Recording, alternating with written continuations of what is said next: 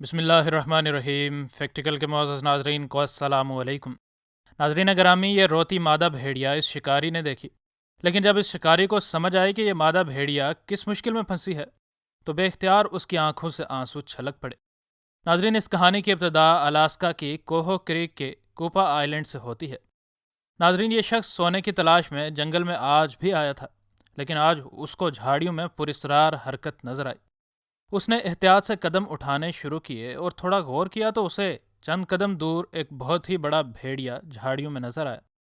اس شخص کو یہ بات فوراً سمجھ آ گئی کہ یہ بھیڑیا کسی مشکل میں پھنسی ہے۔ اس بھیڑیے کی اگلی ٹانگ ایک پھندے میں پھنسی تھی جو کہ اس کے مرحوم دوست نے لگایا تھا۔ اس کو یہ بات سمجھ تھی کہ اگر اس نے اس بھیڑیے کو اسی جگہ چھوڑ دیا تو اس کی موت یقینی ہے۔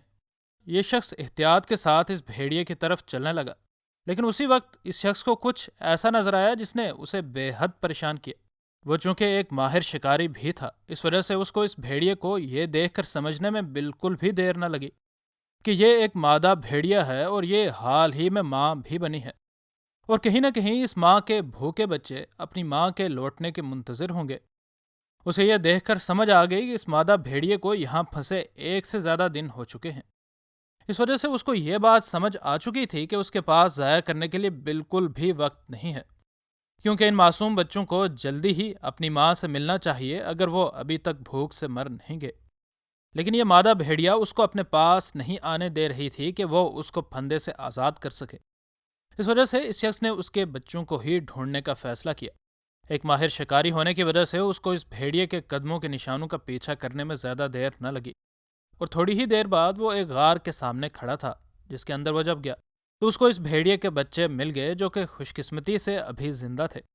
اس نے ان بچوں کو ایک خاص ٹیکنیک کے ذریعے پکڑ کر اپنے بڑے سے تھیلے میں ڈال لیا، اور اس کے بعد اس نے واپسی کا راستہ لیا۔ وہ جب اس تھیلے کو لے کر اس بھیڑیے کے سامنے ہوا تو اس ماں کی بے قراری کو دیکھ کر وہ سمجھ گیا کہ وہ اپنے بچوں کی اسمیل کو پہچان گئی ہے۔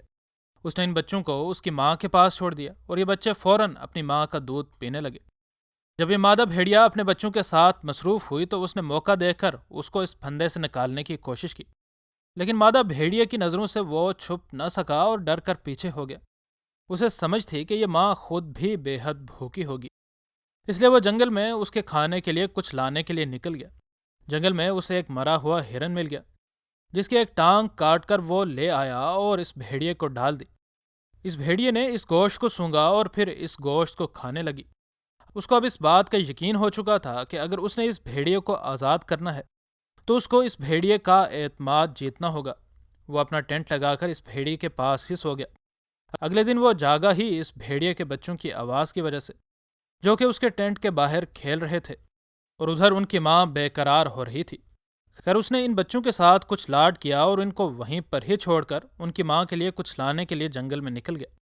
اس ہرن کی دوسری ٹانگ بھی وہ لے آیا۔